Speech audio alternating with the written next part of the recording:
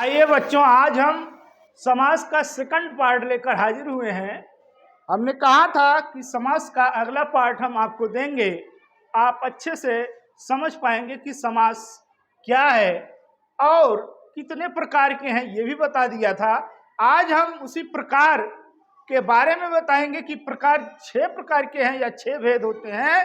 6 भेद में आज हम आपको पहला नंबर अव्ययीभाव समास और दूसरा तत्पुरुष समास के बारे में आपको हम बताएंगे।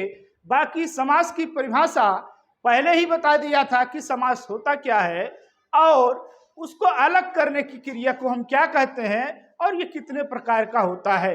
फिर भी आज हम उसी समास के परिभाषा फिर एक बार डिफाइन कर देते हैं कि समास क्या होता है और फिर उसके बाद समास के जो पार्ट हैं यानी भेद हैं उसके बारे में भी हम बताएंगे। लेकिन समास जो है 6 प्रकार के होते हैं या 6 भेद होते हैं। आज हम केवल और केवल 2 भेद ही इसमें बताएंगे और अच्छे से आपको जानकारी देंगे। उम्मीद भी रहेगी कि आप अच्छे से समझ भी जाएंगे। इसके आने वाले अगले पार्ट में यानी पार्ट 3 में आपको और आगे वाला भाग बताया जाएगा समास के बारे में। तो आइए हम देरी ना करते हुए समास की परिभाषा से शुरू करते हैं और उसके भेद के बारे में भी हम बताते हैं। तो समास क्या है? जब 2 पद आपस में मिलकर एक संक्षिप्त पद बनाते हैं। यहाँ पद शब्द आया हुआ है।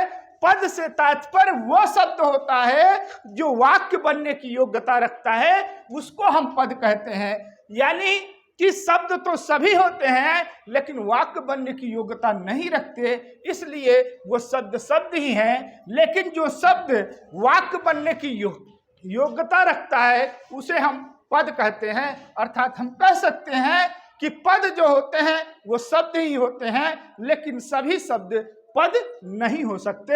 अर्थात जब 2 पद आपस में मिलते हैं तो उनके बीच में विभक्ति होती है या योजक होते हैं या ये कह लीजिए जो प्रसर्ग होते हैं वो सब हट जाते हैं, बिल्कुल समाप्त हो जाते हैं। तो दोनों शब्द जब मिलते हैं उन्हीं मिलने की क्रिया को ही हम समास कहते हैं और वो जो पद बनता है वो समासिक पद कहलाता है। इस प्रकार से उनके पदों को अगर फिर से अलग किया जाए तो फिर उसमें आपका योजक और जो कारक हैं वो सब आ जाते हैं। उसी अलग करने की प्रक्रिया जो होती है वो विग्रह कहलाती है।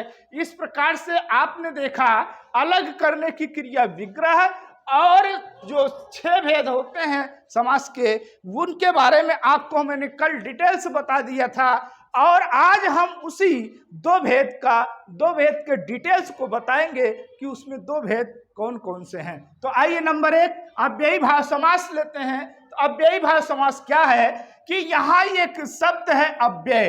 अर्थात व्याकरण में आपने देखा होगा कि अव्यय क्या है। अव्यय वो शब्द होते हैं जो किसी भी कंडीशन में बदलते नहीं हैं, अर्थात उसमें परिवर्तन नहीं होता है।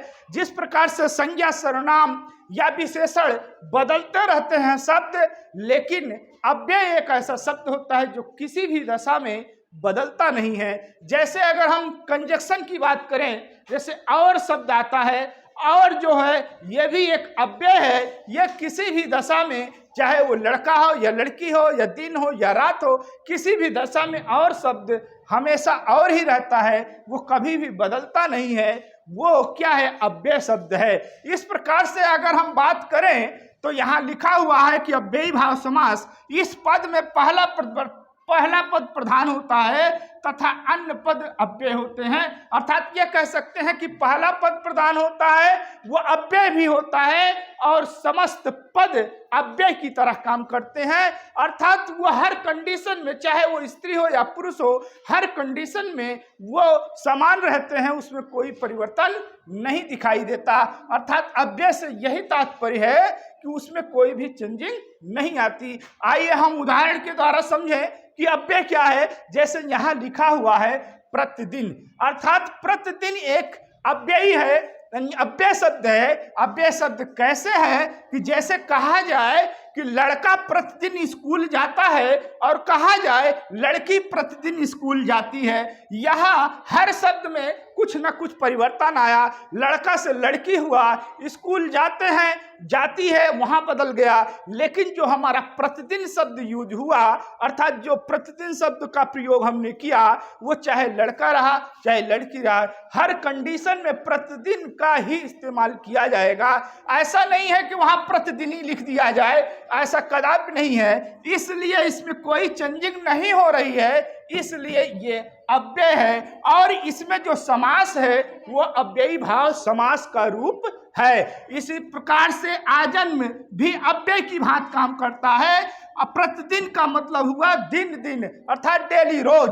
और आजन्म का मतलब हुआ जीवन पर्यंत, जन्म पर्यंत, यानी जन्म तक। यथाशक्ति, यथाशक्ति का मतलब हुआ शक्ति के अनुसार। भरपेट, भरपेट का मतलब हुआ भर, पेट भर कर। इस प्रकार से ये जो है आपके अव्ययी भाव समास के अंतर्गत आते हैं। आइए हम यहाँ ये शब्द आपको मिलेगा यथाशक्ति, शक्ति के अनुसार। यहाँ अव्यय होने के कारण ये तत्पुरुष नहीं हुआ, अन्यथा ये तत्पुरुष समास के अंतर्गत आ सकता है।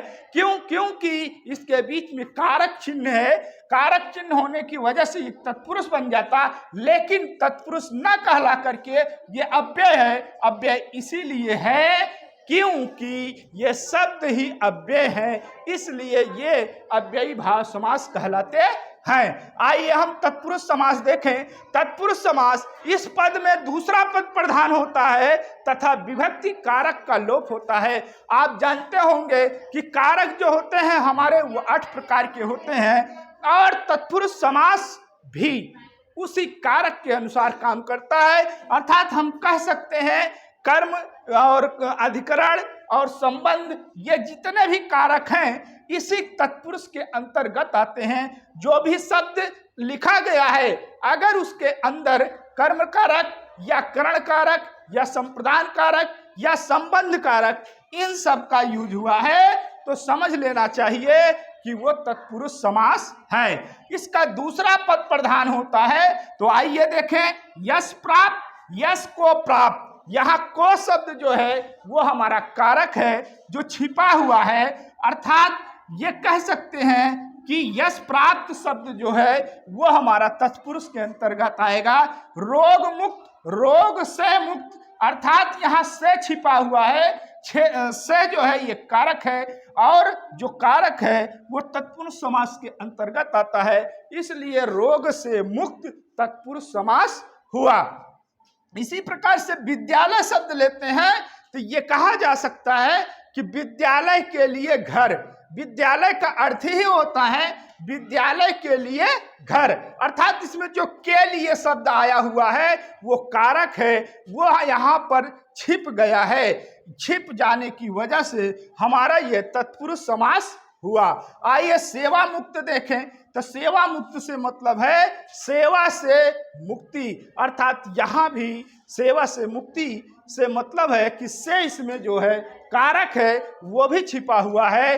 राजकुमार, राजा का कुमार, यहाँ का जो आया हुआ है कारक ये भी छिप करके आया हुआ है। इस प्रकार से ये तत्पुरुष समास कहलाता है। इस प्रकार बच्चों आपने देखा कि जो शब्द, जो हेडिंग है अर्थात अव्ययी भाव समास है, अव्ययी भाव को हमने केवल अव्यय से पकड़ लिया।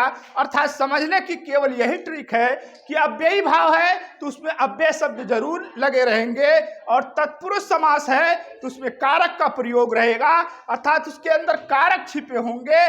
बस इसी को बताना था कि अव्ययी भाव समास क्या है, फिर तत्पुरुष समास क्या है।